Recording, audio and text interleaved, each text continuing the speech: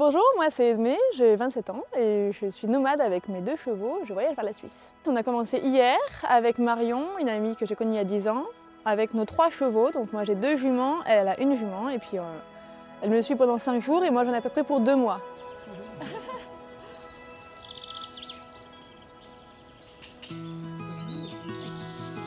Bonjour, c'est moi le petit cheval trop mignon. Ils ont bien dormi, tu penses?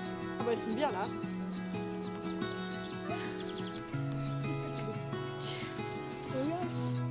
Hello, moi c'est Camille, j'ai 21 ans et je suis créateur de contenu et nomade la moitié de l'année. Et le hasard fait bien les choses puisque c'est chez nous qu'Edmé et Marion sont tombés pour passer la nuit.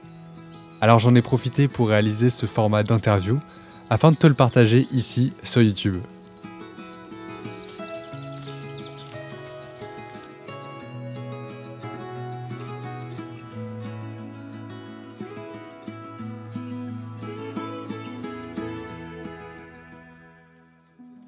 Eh bien, actuellement, je me définis en nomade avec des animaux, voilà, en Europe.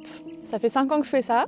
Donc j'ai commencé avec un chameau et puis maintenant j'ai 2 juments, une jument et un poulain. Je vis sur la route plusieurs mois par an et après je me pose aussi plusieurs mois par an, principalement en hiver, pour travailler, apprendre. Et l'idée de tout ça, c'est voir que les gens sont bons, le monde est beau, et apprendre. Parce que j'aime pas trop apprendre à l'école, etc. J'aime apprendre par moi-même.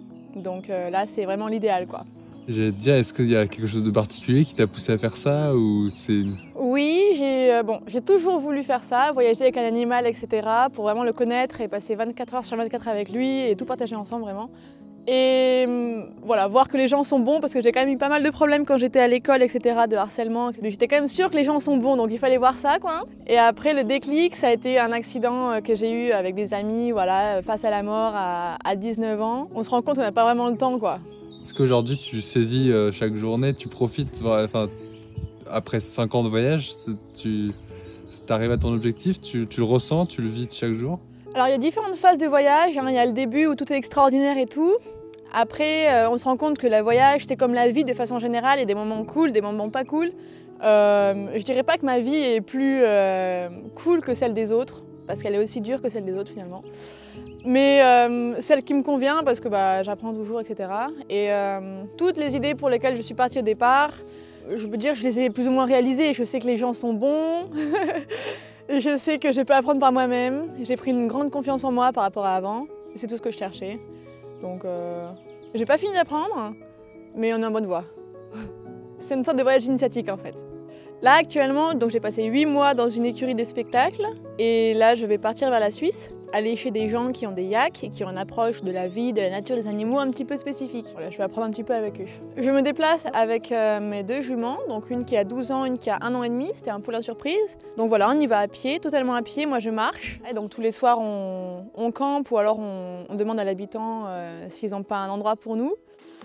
T'as combien de kilos en tout avec toi? Je sais pas. Beaucoup trop. Faut que je pèse. Non, pas beaucoup. Vraiment pas beaucoup là. Est-ce que t'es plutôt minimaliste comme personne? Plutôt minimaliste, ouais. Et de plus en plus. Hein. Je crois qu'il y a genre 6 kilos par sac.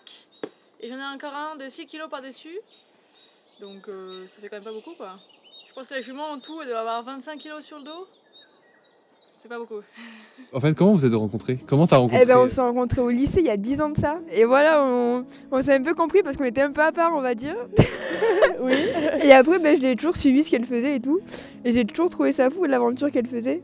Et elle a déjà essayé plusieurs fois de m'y pousser. Mais j'avais trop peur. Elle me disait, mais vas-y, sinon tu commences en voiture et tout. Mais j'avais trop peur. Et là, le fait qu'elle me dise, vas-y, rejoins-moi avec ton cheval, ça fait peur, mais je me suis dit, vas-y. Et c'est pas facile, hein.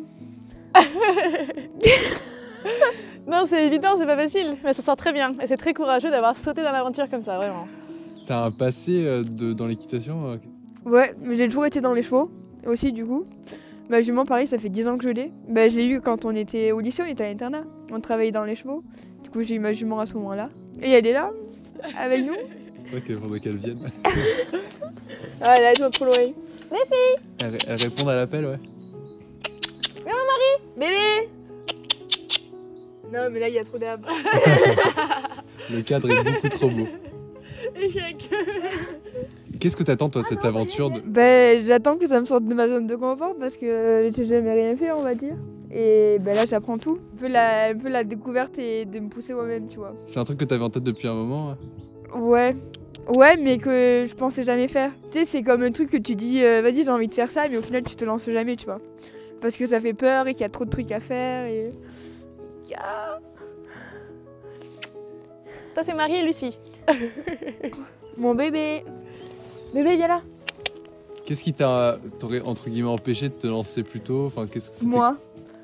Moi et mes propres barrières. Qu'il faut juste que j'arrive à pousser, que j'y arrive pas toute seule. J'ai besoin qu'on me pousse aussi un peu. Qu'est-ce que tu peux me dire juste après cette première journée, ce que t'en as pensé? Beaucoup de pleurs au début. Là après ça va. Mais déjà plus, c'était mieux quand on a trouvé ici déjà. Ça a ramené un truc en mode on peut souffler, tu vois. Ça t'a fait rentrer dans l'aventure d'une part un peu? Ouais. Du coup je me sens mieux depuis. Ouais non là c'est bon, c'est parti. Genre autant jusqu'à maintenant je le faisais un peu à reculons. J'avais envie de rentrer et tout. Autant là je me dis vas-y ça peut être cool.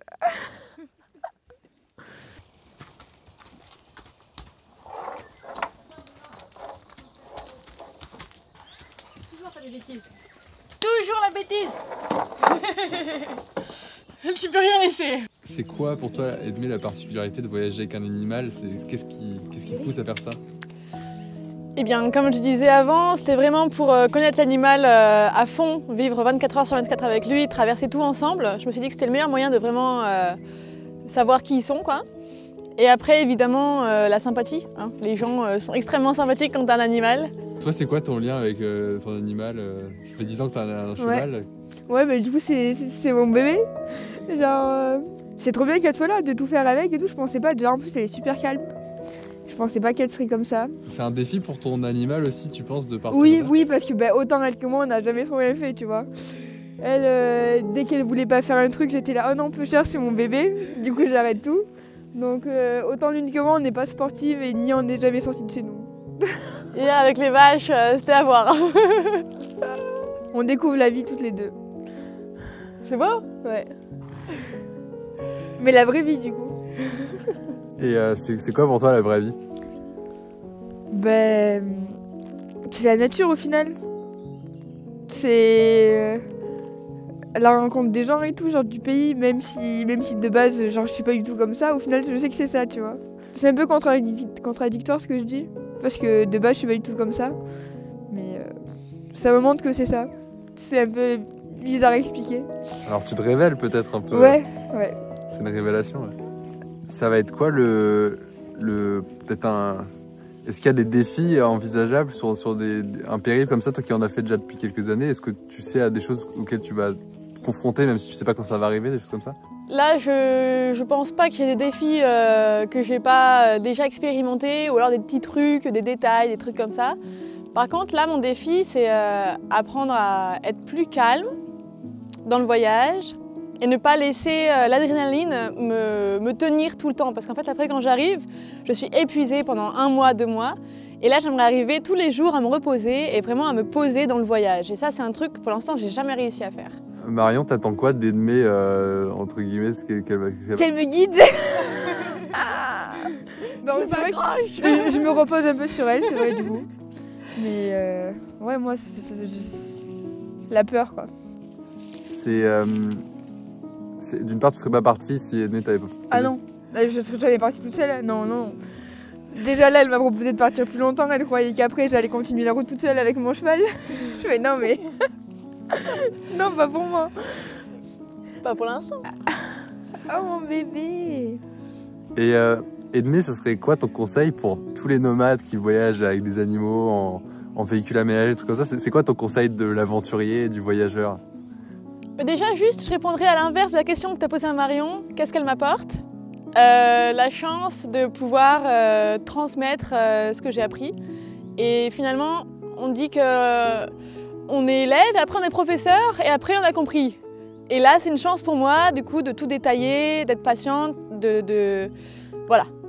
C'est une grande chance. Oui, c'est vrai que c'est réciproque, ça, dans les deux sens. C'est un échange complet.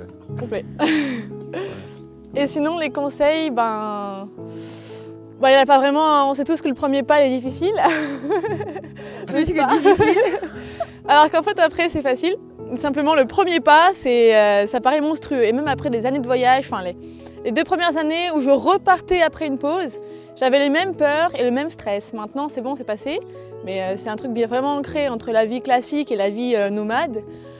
Voilà, après des conseils, non, bah, faut y aller, c'est tout. Faut pas se poser de questions. Ouais, là, le plus dur, c'était les 3 jours qu'on a passés là-bas avant de partir. Voilà. C'était beaucoup plus d'angoisse qu'une fois qu'on avait pris la route. Et qu'est-ce que tu veux dire par rapport à ces angoisses externes, un peu, c'est-à-dire l'entourage, ce que pense ton entourage justement, parce que je pense que tu as été un peu... Ben moi, mon entourage, ils m'ont poussé. Justement, c'est moi qui voulais pas et tout. Et même quand je suis arrivée avec mon cheval, j'ai dit non, mais c'est mort, on a fait le voyage, mais je repars de suite, tu vois. J'ai pas envie de rester, je repars. Et non, on m'a quand même poussé et tout. Mais et tant mieux, parce que sinon, je serais pas là. J'aurais fait le voyage Avignon-Lyon et je serais repartie aussi vite. Bon bah je vous souhaite une très bonne aventure. Alors. Merci. Bah merci. Merci à toi d'avoir filmé, d'avoir pris le temps. Il est beau.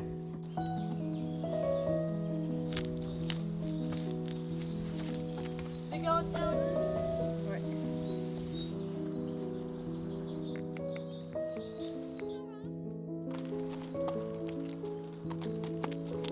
Ouais. Salut. Alors on vous souhaite un magnifique périple, une bonne découverte de la vie nomade à Marion et une très bonne route à Edmé pour son parcours jusqu'en Suisse à la poursuite de son voyage initiatique. De mon côté, j'ai plein de folles aventures à te partager sur YouTube prochainement, donc n'hésite pas à t'abonner à ma chaîne, à laisser un petit commentaire, un petit pouce en l'air et me dire ce que tu as pensé de ce nouveau format. Tu vas pouvoir découvrir mes prochaines vidéos inédites qui, je l'espère, te seront inspirantes. À très vite. Aujourd'hui, je suis au bord de la mer du Nord, à Dunkerque, et je vais traverser la France du nord au sud avec mon One Wheel.